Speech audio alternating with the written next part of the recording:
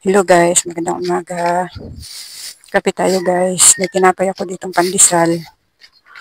Tapos bumili rin ako ng palabok. Ayan, tig-isa kami ng anak ko. Papakulo pa ako ng tubig guys.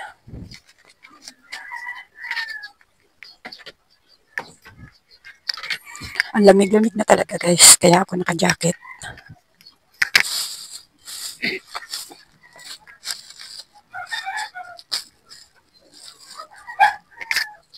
Naka-jacket ako guys kasi hindi ko na talaga kaya ang lamig at saka may kinusot ako kanina pagkagising ko. Nasusuotin ng anak ko. Hindi ko na nalaban kagabi kasi 11 na ako nakauwi galing sa pag-aalaga ko. Tapos pagdating ko dito talaga namang antok na ako kaya ngayon ko lang nilaban. Gagamitin niya ng alas 8. Aalis siya ng alas 8 pero tinapat ko, dinryer ko naman tapos tinapat ko sa electric pan. Kaya kaya pa yun matuyo mamaya bago mag alas 8.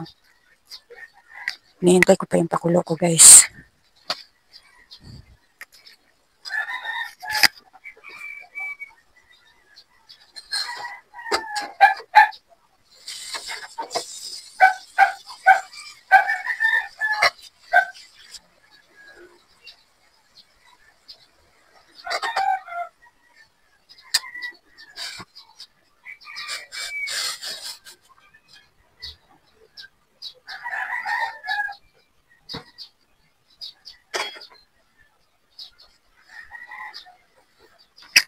Ayan guys, kulo na yung aking tubig. Bali, itong iinumin ko guys ay Milo.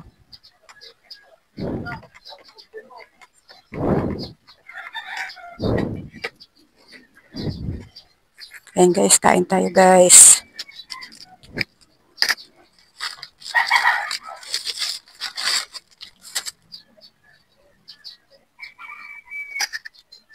Ano ba itong binigay niyang pandesal? Hindi na nasanay si kuya. Sabi ko medyo tosta eh. Tingnan nyo naman guys oh. Hindi pa yan masyadong luto ang loob niyan. Kaya nga medyo tosta yung binibili ko. Si kuya palibasa hindi siya ang kakain.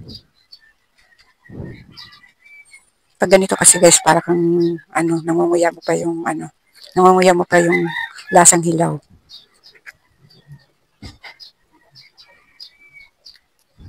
Ayan guys, kain tayo.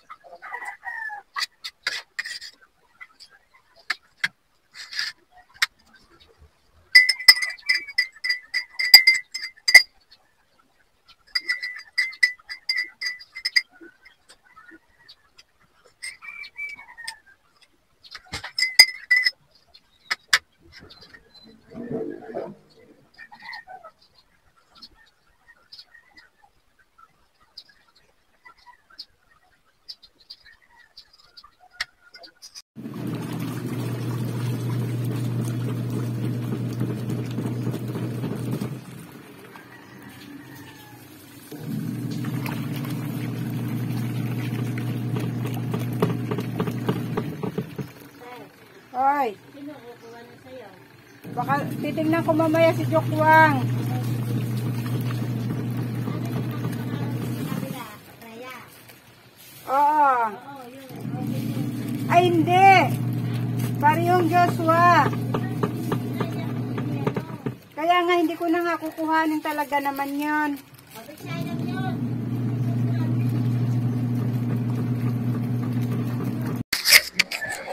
Hello guys.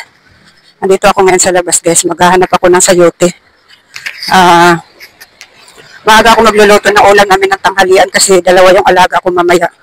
Mahihirapan ako magluto mamaya pag dalawa na yung alaga ko.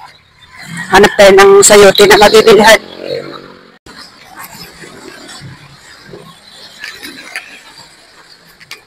Ayan guys, naka-jacket pa rin ako guys. Kasi malamig. Malamig pa, maaga pa. Maaga pa guys, kaya naka-jacket pa ako. Malapit na ako sa bilihan ng gulay. Sana mayroong sayote. Kasi sayote ang gusto kong lutuin ngayon.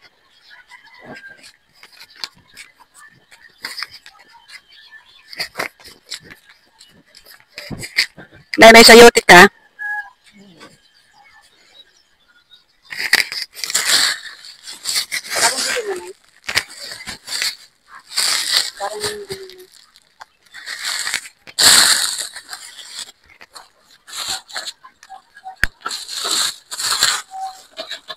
Kaya bulang ako man. Hindi mo balak. Pagka malambot ang balak. Hindi, pagka makunat. Tayo mo. Saan ko na ito?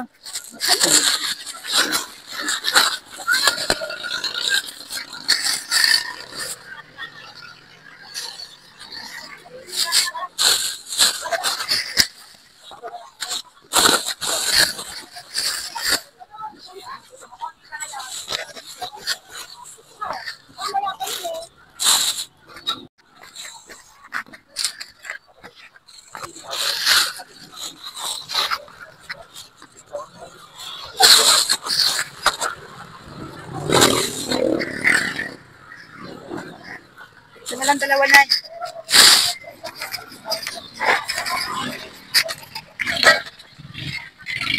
Ito.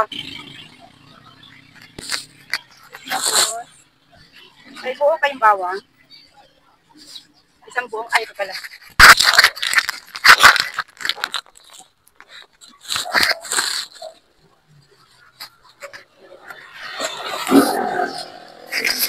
Ayan guys, nakapili na ako ng dalawang sayote.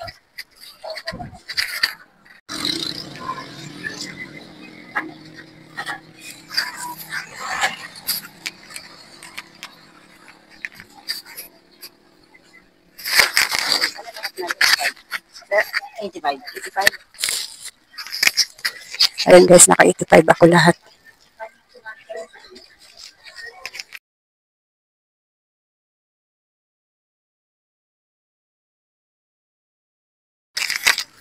Ayan guys, pauwi na ako. Naka-85 na agad ako guys, pero dalawang sayote pa lang nabili ko. Tatlo kasi bibilin ko, hindi maganda yung sayote niya din, kaya dalawa lang muna binili ko. Maghahanap pa ako ng mabibilhan pang isa.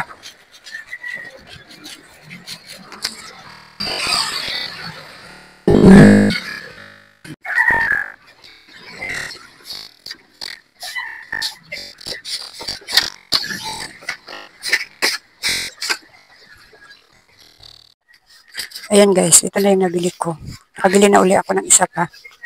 Tapos nakabili na rin ako ng panlahok na baboy, halagang 40. Itong nabili kong isang ito ay 28 to. Tapos ito lahat, 85 tong una kong binili. Ayan, 150 at mahigit ito lahat yung napamili ko. Yun mo guys, doon sa binilang kong pangalawa, maganda yung sayote nila. Sana pala doon muna ako nagpunta. Pero okay na yan. Medyo maganda pa naman tong una kong binili.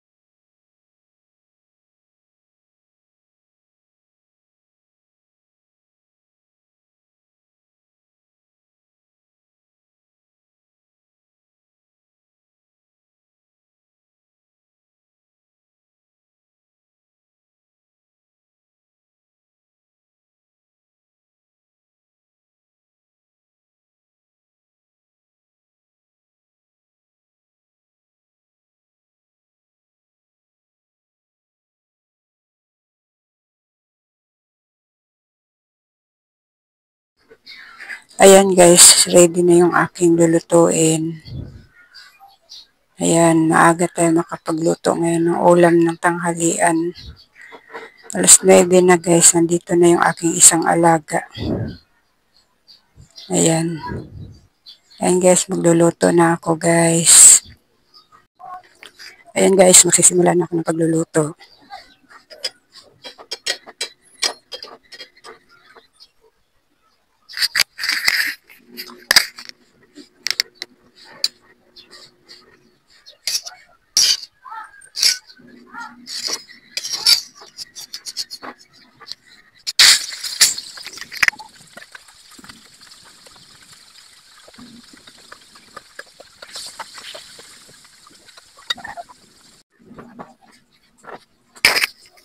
Ayan guys, naprito-prito ko na ng kunti ang panlahok kong baboy.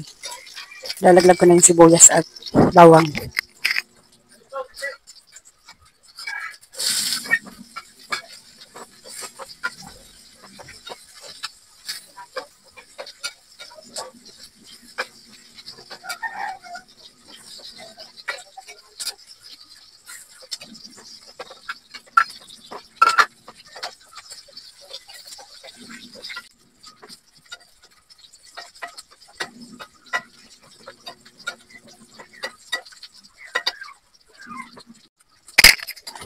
Susunod ko naman yung carrots.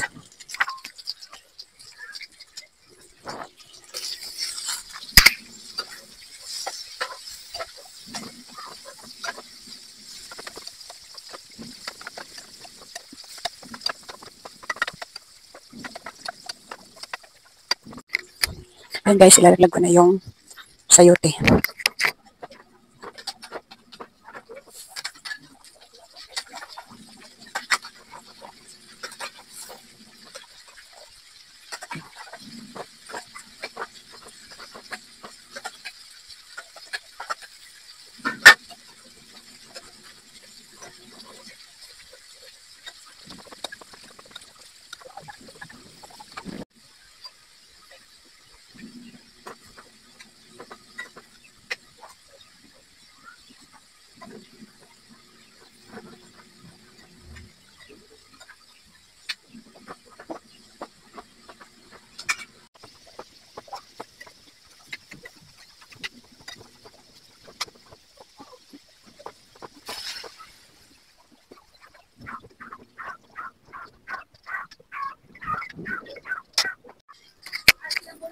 Ayan guys, ilalaglag ko naman tong dalawang piraso na nor.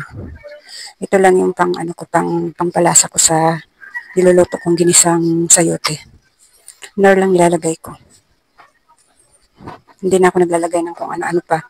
Pero pag matabang pa din, nagdadagdag lang ako ng konting asin.